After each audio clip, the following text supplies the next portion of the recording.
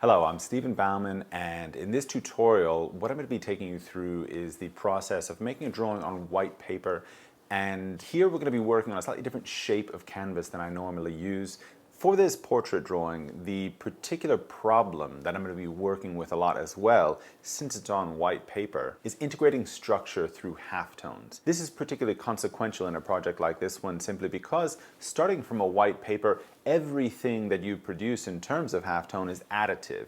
If we had started with, say, a toned paper with sort of dry graphite powder, we could remove some and use that dried powder as a kind of interim value in between our high key lights and shadows, or a toned paper where we're using white chalk for the highlights and graphite for the deepest shadows. The tone of that paper would also act as a kind of interim value that would take place throughout the middle of a transition, a lot of times keeping the white chalk and graphite from ever contacting each other. So here, the entirety of the modeling of form is going to be made by slowly and carefully building up value with super sharp pencils, and maybe occasionally using a paper stump to kind of even things out a little bit. The key or overall value scheme that I'm going to be working with for this drawing is actually going to be really quite dark compared to what I normally do, which is to say I'll push the shadow values and the halftones a little bit darker in order to actually reveal the highest key point of the form, which is going to be that specular highlight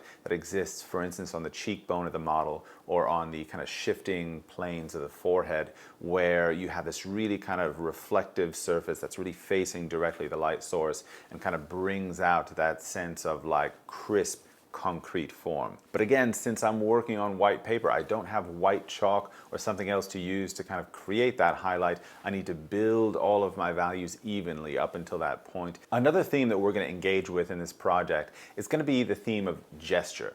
Now, of course, you could say that really in every drawing that we do, in everything figurative that is being produced on a two-dimensional surface, of course, it's going to have that sense of gesture. By gesture, of course, we're just talking about the flowing movement of a line, either in 2 dimensions or in 3 dimensions. So this sense of gesture or the strength of these S-curves is usually exemplified in features like the hair of the model or the contours at the sides of a body of a nude model. Here we have one of these forms that is very open to interpretation, which is to say, when you're drawing hair, or specifically when I'm drawing hair, I'm really working on the theme of the movement of that hair. And so gesture and our understanding of how to create a dynamic and expressive gesture is going to be really critical and important in kind of getting this drawing over the line. Now, the materials that I'm going to be using in this drawing are going to be probably 90% graphite pencils. I also have a little bit of willow charcoal, which is just kind of burnt wood in kind of uneven looking sticks that I get from Winsor & Newton,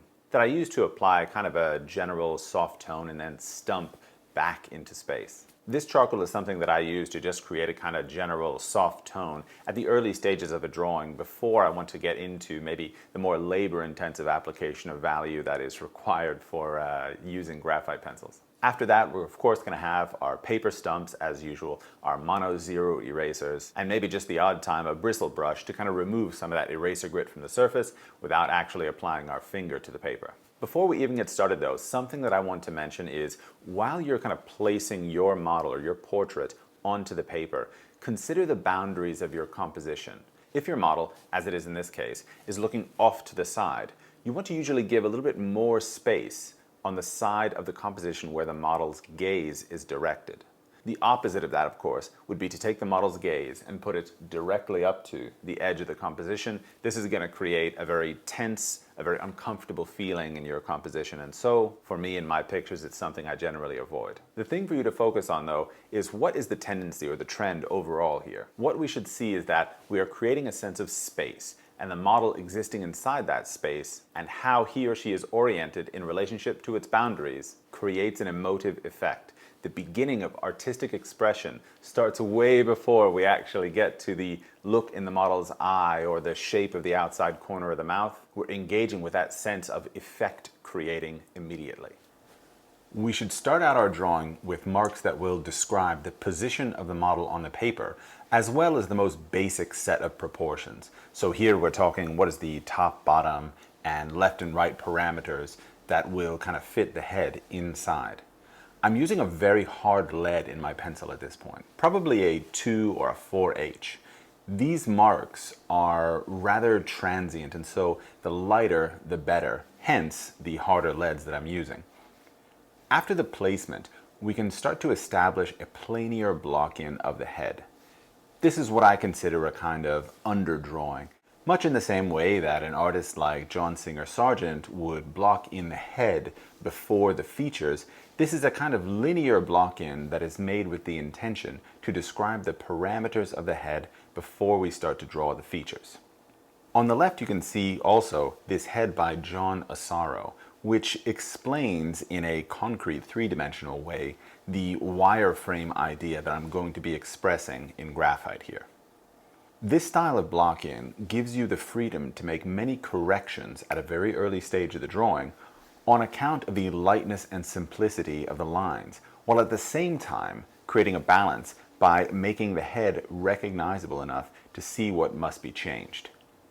What I want you to make sure that you do for sure at this phase of the drawing is to make your block-in a complete idea.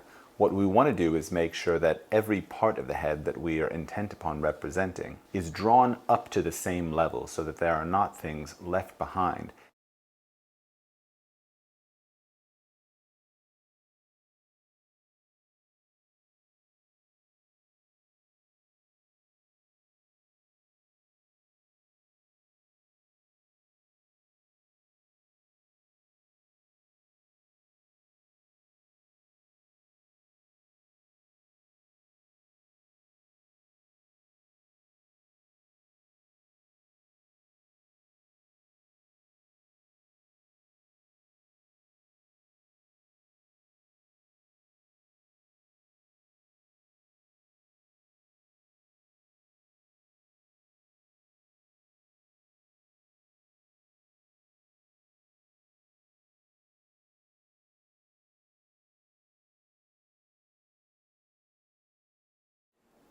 Wrapping up the block-in stage means that we should have sorted out our composition, certainly our arrangement of shadow shapes and light shapes, and just enough halftone to lend a sense of structure and form to the light shape. Remember that it's okay to have a bit of variation in the value of the shadow and in the value of the halftone. Just make sure that when you squint down and compare that these shapes hold together. By that I mean, when you have squinted down and there's less light coming into your eye, and the values that you have on your paper therefore appear a little bit more unified than they actually are, we don't mistake areas of the shadow for looking like areas of the light shape and vice versa. In addition, it's very important that in this stage our value and line application isn't too concentrated. If you find areas of your drawing that have gotten too dark or too concentrated, now is a good time to dial that back a bit using your kneaded eraser or even your sharpened mono zero eraser. With either one of these you can take and drag over the surface a little bit and pick away at some of the darker, more burnished looking areas in your drawing and re-establish that fresh, open sense that a block-in has, which allows us the flexibility to move things around and make corrections. Your assignment in this moment is to check the vertical and horizontal alignment of the features on your drawing. Do the eyes, eyebrows, nostrils, and mouth all align along a similar horizontal tilt? Does the glabella, septum, and center of the lips all line up along the vertical center line of the face? If not, now is the time to address this problem. Otherwise, we will come into a place where the structural symmetry of our model's head in our drawing is not established well enough, and we'll later on be committing values to those areas which are still in need of making fundamental changes. It's in a moment like this where the medium can start to work against you. So at every stage of the drawing, what we're trying to do is prepare ourselves for a greater degree of certainty and a greater darkness and lightness of value.